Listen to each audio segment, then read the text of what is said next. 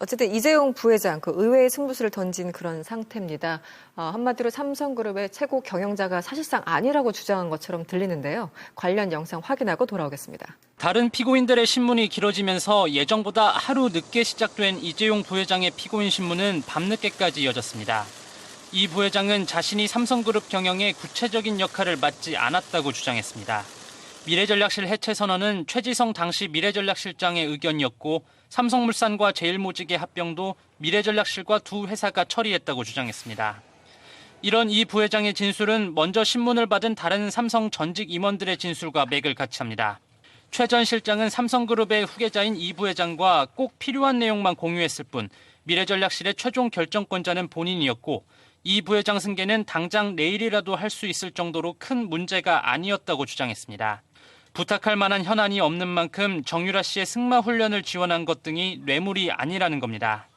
또 설령 뇌물이 되더라도 이 부회장은 관여한 게 없다며 선을 긋는 걸로 분석됩니다. 네, 평론가님, 지금 최지성 전 실장 모두 다 내가 했다. 화살은 나에게 던지라 뭐 이런 것처럼 들리는데 어떤 사람인가요? 그룹 내 위치로 보면 뭐 그런 것이었죠. 이제 이건희 회장이 이재용 부회장으로 승계를 할 당시에 그룹 내에서 가장 이제 큰 힘을 가지고 실질적으로 그 작업을 주도했죠. 그 이전에 기억하시는지 모르겠습니다. 삼성그룹이 실제로 성공신화를 쓰고 글로벌 기업으로 완전히 우뚝 서게 했던 때는 이제 이건희 회장과 네. 이학수 부회장이라고 생각나시죠. 네네. 그래서 삼성은 지난 한 20년 동안을 보면 크게는 두 체제가 있었다. 즉 재벌의 직계 라인을 빼고는 이학수 라인과 최지성 라인이 있었는데 네. 최지성 라인의 핵심 업무는 이재용 부회장으로 경영권이 안정적으로 승계되고 삼성이 글로벌 기업으로 계속 유지하는 역할을 했기 때문에 그룹 내에서 최지성 라인이라고 하는 것은 모든 것이 프리패스, 무사통과할 정도로 큰 힘을 가지고 있었고 문제는 이분이 이번 최순실 국정농단 사건이 터졌을 때 갑자기 화면에서 사라졌다는 것입니다. 네. 그런데 이제 지금 다시 등장하면서 모든 책임은 나에게 있다. 이재용 부회장은 없다고 이제 하면서 약간의 생각 변화 또는 심경 변화 아니면 상황을 더 이상 자신이 피해갈 수 없다. 이제 이런 걸 하면서 본인이 모든 책임을 다 지고 가겠다는 자세로 이제 바뀌면서 재판부에 또 그렇게 진술을 하고 네. 이제 이런 것들이 지금 재판에 큰 변수가 되는 것이다. 이렇게 볼 수 있겠습니다. 네. 지금 최지성 전 실장은요, 현직이 아니고 전 실장입니다. 전 임원입니다. 그런데 이 퇴직을 결재한 사람이 또 이재용 부회장이었다고 하더라고요. 그렇다면 이게 관계가 어떻게 되는 거죠? 이재용 부회장은 인사권만 있었다 이런 주장이겠죠. 네, 아무것도 모르고 네. 인사권만 있었다. 나는 돈 주는 건 모른다. 네. 나는 사람을 누구를 쓸지 말지 이런 것만 결정하는 사람이고 특히 최지성 전 실장 같은 경우에는 아버지 때 사람이다. 그 사람이 이제 너무 노쇠하여 힘이 없어서 일을 못하겠다고 하고 일 처리를 그동안 엉터리 같이 했으니까 내가 그만두라고 한 거다. 이런 식의 주장을 지금 펼치고 있는 것으로 보여요. 네. 그게 근데 우리한테 과연 받아들여질 수 있느냐의 문제인 거죠. 네. 네. 설득력이 없어 보이고 조금 없어 보인다. 이런 생각할 수밖에 없습니다. 설명 자체가, 네. 네네. 조금 덧붙이면 네네. 이제 과거 우리 재벌 체제에서는 워낙에 정권으로부터 많은 압박과 준조세를 내야 하는 상황들이 많이 오기 때문에 네. 늘 이게 교도소 담장을 왔다 갔다 한다 이제 이런 것들이 이미 관행으로 익숙해져 있었다는 겁니다. 그러면 네. 이건희 회장 당시에는 이런 문제가 생기면 반드시 누군가가 알아서 만들어주고 돈을 책임도 본인이 지는 구조가 잘 돼 있었다는 거죠. 그래서 이건희 회장한테는 이런 것 자체가 보고가 안 됐다는 겁니다. 그래서 이학수 부회장이 예전에 뇌물 사건으로 구속된 적이 있었지 않습니까? 네. 그런데 3세 체제로 오면서 이재용 부회장은 약간 경영 스타일이 다르다는 것이죠. 일단 소통 중심, 네. 공개하고 많은 사람들이 주요한 현안을 같이 공유하는 이런 이제 과정에서 이런 사건이 터졌을 때 최지성 부회장이 단독으로 처리하기가 매우 어려웠을 것이다. 만약 그렇게 하면은 이재용 부회장에 대한 항명이 되기 때문에 이런 부분을 공개할 수밖에 없었다. 인지할 수밖에 없었다. 이제 이런 얘기들이 최지성 부회장이 이 사건에서 빠져나갔을 때는 그런 얘기가 많이 왔습니다. 그래서 이재용 부회장의 경영 스타일이 이 사건을 만든 측면이 있다. 네. 그래서 똑똑한 재벌이라면 돈 주는 라인과 본인이 인지하는 것은 완전히 분리했을 것이다. 이런 얘기가 있었는데 어쨌든 최지성 부회장이 이제 지금 등장하면서 과거의 이학수 부회장 역할을 하겠다고 지금 이제 자청을 한 상황이어서 결과는 좀 더 지켜봐야 할 것 근데 같습니다. 그런 부분은 네. 신중하게 말씀하셔야 돼요. 이거 되게 위험한 발언이세요. 그런 얘기를 들었다는 예, 그렇죠. 거예요. 네네네. 왜냐하면 실제 삼성에서 그런 식으로 일처리 해왔는지 안 해왔는지에 대해서는 우리가 사실 이렇게 함부로 말하면 안 되고. 아, 전원이다. 예, 그럼요. 네네네. 그런 것들에 대해서는 그냥 전제를 그렇게 생각하고 하는 얘기들이 있다, 이 정도로 말해야 될 것 같아요. 네. 저도 이제 좀 더 말씀드리면 네. 실제로 삼성의 이재용 부회장과 직접 회의를 해본 분한테 직접 이제 얘기를 들어보면 물론 네네. 그분은 이제 미국에 있는 글로벌 기업의 이제 임원인데요. 그렇게 개방적으로 이렇게 하고 있다 이런 얘기는 직접 들은 적이 그래, 있습니다. 맞아요. 그러니까 네, 네. 이재용 부회장에 대한 얘기는 많이 나옵니다. 사실은 많이 유연하고 사고가 융통성이 있고, 그 다음에 그 젊은 사람답게, 젊은 CEO답게 예전과는 많이 다르게 그룹을 운영하려고 하는 생각이 있었다. 개방적이다. 이런 얘기들이 많이 나와 있는데, 네. 그러다 보니까 오히려 기존에 있던 임원들하고 좀 관계가 좀 안 좋았고, 본인이 이제 그 이건희 회장이 쓰러지고 난 다음에 승계 구도를 만들어 나가는 과정에서 네. 조금 삐걱거림이 있었다. 네. 이런 얘기까지는 이제 객관적으로 많이 나오는 얘기긴 하죠. 네. 지금 어쨌든 삼성의 전략이라고 하면 전략일까요? 재판 전략을 보니까 2012년에 김승현 하나 회장 사건을 떠올리는 분들이 꽤 많은 것 같아요. 당시 이제 차명으로 위장 계열사를 만들어 놓고 여기에 진 빚을 계열사들이 갚게 했다. 그래서 3천억 원대 회사에 손해를 끼쳤다. 그런데 당시 김승현 회장 측의 어떤 변호 논리는 나는 몰랐다. 재무팀장이 다 알아서 했다라고 했는데 결국은 징역형을 받았습니다. 어떻게 보면은 그때 어떤 판례나 이런 것들 본다면 이재용 부회장도 그렇게 지금 자유로운 것 같지는 않습니다. 네. 일단은 그 지금 한화 사건이 2012년 사건임에도 다시 불거지는 이유는 네. 아마 공모 공동정범으로서 또 회사의 돈을 어떤 다른 쪽으로 유용하는데 의사결정에 관여했다는 책임을 묻겠다는 뭐 그런 부분인데 결국 그 부분에서는 플롯이 똑같습니다. 그래서 언론에서도 다양하게 다 언급하고 있고 네네. 다만 그 한화 사건 같은 경우에는 부실 계열사에 대한 지원한다는 경영의 판단 부분이 개입돼 있었거든요. 그렇기 때문에 기업의 총수로서 그런 부분을 하는 건데 이번 사건 같은 경우에는 조금 연 400조가 넘는 이 매출을 하는 삼성전자가 문화 지원 네. 그리고 뭐 스포츠 지원 또 하나는 뭐 말을 뭐 누구 특정 뭐 단체 선수에 대한 뭐 말을 지원하는 이런 부분에 얼마를 썼다는 부분이기 때문에 사실은 조금 그런 기본 결이 베이스가 다른? 좀 다르지 않을까 그런 생각을 합니다. 그렇다면 더 불리하다라는 건가요? 이재용 부회장 입장에서는? 일단은 아마 언론에서는 그런 걸 자꾸 부각시키면서 네. 그 총수의 책임을 인정하는 쪽으로 구성을 하려고 하겠지만 이 재판부에서 크게 영향을 받지는 않을 거라고 그렇습니까? 생각합니다. 네. 사실은 지금 그 전 현직 임원들이 일관되게 부인하는 이 모습 자체가 뭐 법리적인 내용 떠나서요. 이게 여론에도 상당히 부정적인. 그러니까 조윤선 장관이 얼마 전에 그 무죄를 받지 않았습니까? 거기에 대해서 사실상 조윤선 전 장관을 도와준 판결이 아니다 이런 얘기가 나오는 것처럼 지금 전현직 임원들의 이런 전략이 여론으로부터 오히려 더 문매를 받고 있는 그런 상황은 아닌가요? 일단 논리적으로는 상당히 보완이 된 것 같습니다. 초기에는 이재용 부회장이 단독으로 저 일을 벌려서 책임지고 대통령에게 직접 부탁을 하고 이랬다는 것도 약간 과도한 측면이 있었다. 네. 이재용 부회장이 만약에 대통령과 독대하는 자리 같으면 반드시 페이퍼를 써줬을 것이다. 뭔가 서류 같은 걸 만들어서 어떻게 말을 하라고 네. 아마 예행 연설까지 시켜서 보냈을 겁니다. 네. 그러면 그 말이 무엇인지를 알고 이제 갔을 것인데 그러면 내용에 대한 인지의 정도와 그리고 실제 대통령한테 발언했던 내용의 절박함 이런 것들이 어느 정도 묻었는지는 이해할 수는 없지만 그게 그룹 내에서 충분하게 논의가 된 상태에서 갔을 것인데 마지막에 이제 최지성 부회장도 실제로 인사 조치를 했다고 할 정도로 관계가 악화됐다는 것은 그 과정에서 이것들이 책임을 정말 져주지 않구나 이런 데 대한 굉장히 억울함들이 이제 좀 묻어놨던 게 사실인 것 같고요. 네. 그렇지만 지금 상황에서는 그룹 전체의 이제 존폐 위기 그리고 이재용 부회장이 지은 죄는 죄지만 도대체 대한민국에서 삼성그룹이라는 회사 임원들의 본인의 정치적, 도의적, 사회적 책임은 뭐냐 이런 것들이 엄청나게 쏟아졌거든요. 그런 상황에서 저는 최지성 부회장이 이러다가는 이재용 부회장이 죽고 본인도 우리 사회에서 기업 총수를 모셨던 사람으로서의 법적 문제를 떠난 도의적 책임 문제에 대해서 상당히 압박을 받았을 수 있고 네. 그러면 지금 이 정도로 나오면 본인이 구속될 각오로 실형을 살 각오로 지금 이제 나왔다는 것 아닙니까? 이제 이런 것에 대해서는 지금까지는 이 삼성그룹의 주요 관계자들이 비난의 문매만 받았는데 지금은 우리가 덮어쓰겠습니다 또는 우리가 다 한 일입니다라고 자백을 이제 지금 하고 있으니까 네.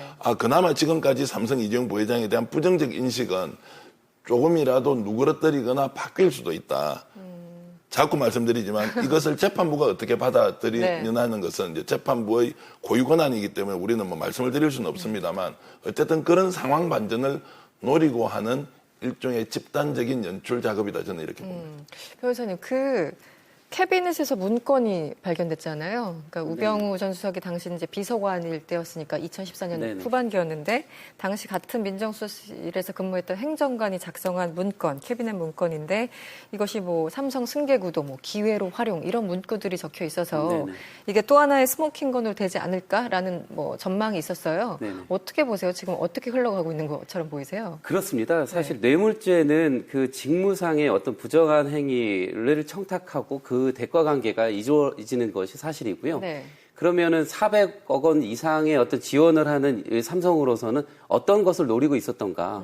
바로 뭐 국민연금 뭐 엘리엇 나오는 그런 삼성물산과 제일모직 합병 건이 있었고요. 네. 사실 그 건을 뭐 공론화 거의 뭐 경제 뭐 아주 문외한이더라도 뉴스만 조금 보는 사람이더라도 그때의 현안이었고 삼성이 사실은 굉장히 급한 그런 것이었기 때문에 네. 승계구도의 또 하나라고 예전에 김상규 교수님은 말씀을 지금 공정거래위원장님 네. 말씀을 또 하셨고 그렇기 때문에 이 부분에 대해서는 굉장히 뭐 저는 유력한 어떤 정황적으로 또 하나 들어간 거는 지금 사실이라고 봅니다. 네. 예. 어쨌든 이재용 부회장 구속 만기일이 8월 27일입니다. 그래서 이제 1심 선고가 나와야 되는데 뭐 8월 말쯤에는 선고가 나올까요? 어떻습니까? 네, 당연히 나올 거라고 지금 보고요. 어차피 박근혜 전 대통령에 대한 그 증거 동의는 하지 않았기 때문에 이제 특검에서 박근혜 전 대통령을 증인으로 내세웠지만 결과적으로는 3번이나 다 나오지 않았었고 네. 할 수 있는 게 더 이상 없습니다. 그렇다면 박근혜 전 대통령에 대한 증인 신청은 이미 특검이 이제 처리를 해야 되는 상황이 되는 것이고 네. 이제 그 부분을 뺀 나머지 것들에 대한 재판은 다 이미 마무리가 되었고 특히 이제 쟁점 정리 관련해서 어제하고 뭐 오늘인가요? 뭐 그제하고 다 같이 그 삼성하고 특검 측에서 열띤 지금 프레젠테이션을 통해서 공방을 좀 벌이고 있고요. 네. 그렇다면 이제 다음 주 정도 되면 이제 구공판, 그러니까 얼마의 구형을 선고할 것인지, 구형을 이제 요구할 것인지 네. 이런 것들이 정리가 되고 나면은 이제 판사님들이 모여서 회의하는 시간을 거친 다음에 8월 27일이 아마 월요일인가 그럴 테니까 네. 그 전주 금요일 정도에는 판결을 선고할 가능성이 매우 높습니다.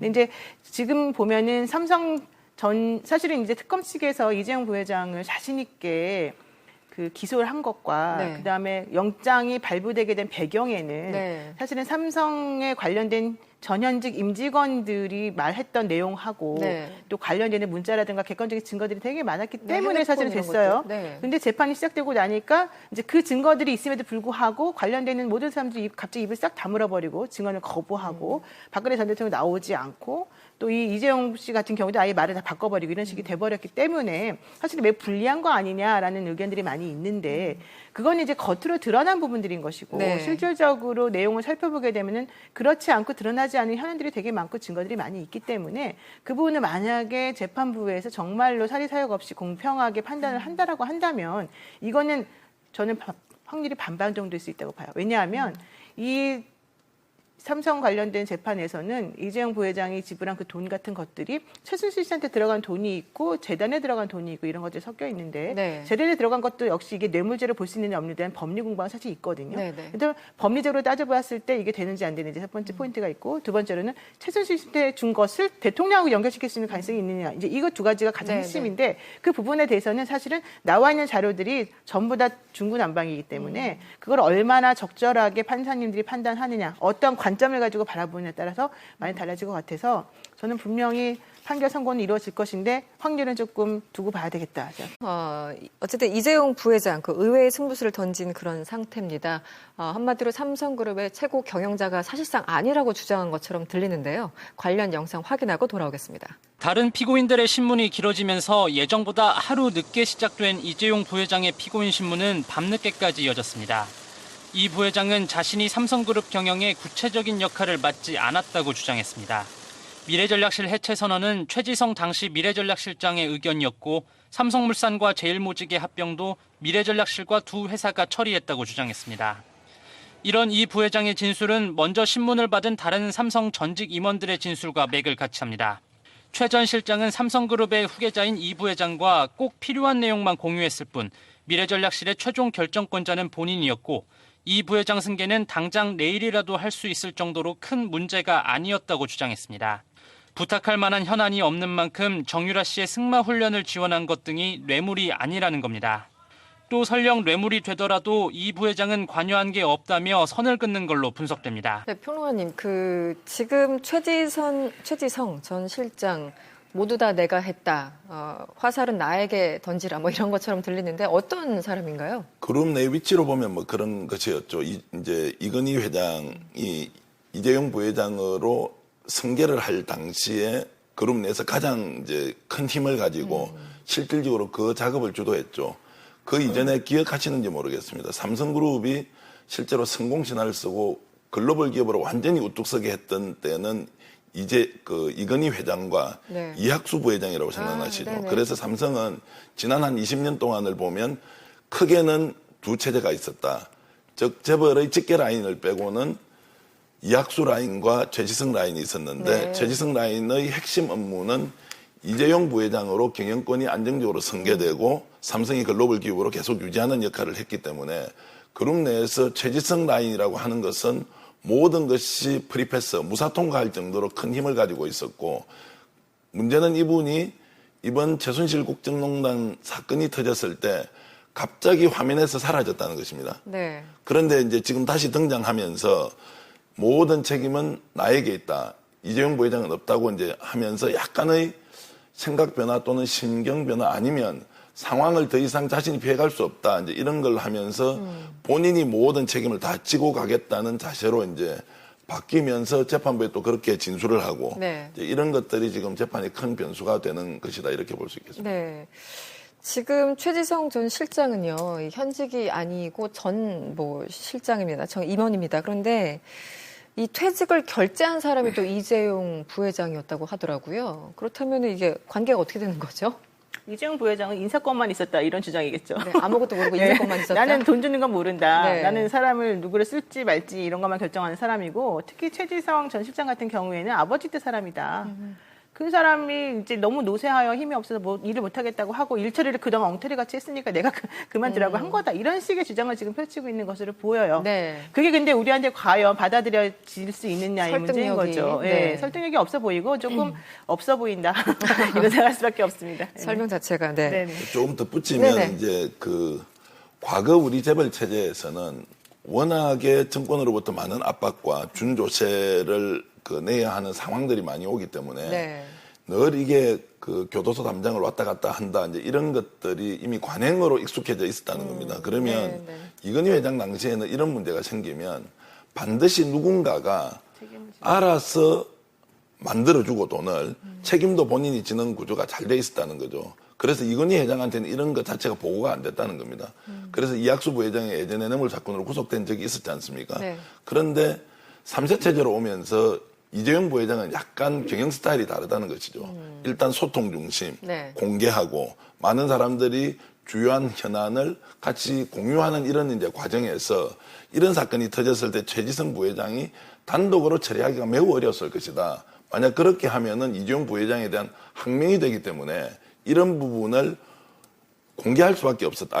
인지할 수밖에 없었다. 이제 이런 얘기들이 최지성 부회장이 이 사건에서 빠져나갔을 때는 그런 얘기가 많이 왔습니다. 그래서 이재용 부회장의 경영 스타일이 이 사건을 만든 측면이 있다. 네. 그래서 똑똑한 재벌이라면 돈 주는 라인과 본인이 인지하는 것은 완전히 분리했을 것이다. 이런 얘기가 있었는데 어쨌든 최지성 부회장이 이제 지금 등장하면서 과거의 이학수 부회장 역할을 하겠다고 지금 이제 자청을 한 상황이어서 결과는 좀 더 지켜봐야 할 것 근데 같습니다. 그런 부분은 네. 신중하게 말씀하셔야 돼요. 이거 되게 위험한 발언이세요. 그런 얘기를 들었다는 그렇죠. 거예요. 네네. 왜냐하면 실제 삼성에서 그런 식으로 일처리 해왔는지 안 해왔는지에 대해서는 우리가 사실 이렇게 함부로 말하면 안 되고. 전원이다. 예, 그럼요. 네, 이제 그런 네, 것들에 대해서는 그냥 전제를 그렇게 생각하고 하는 얘기들이 있다 이 정도로 말해야 될 것 같아요. 네. 저도 이제 좀 더 말씀드리면 네. 실제로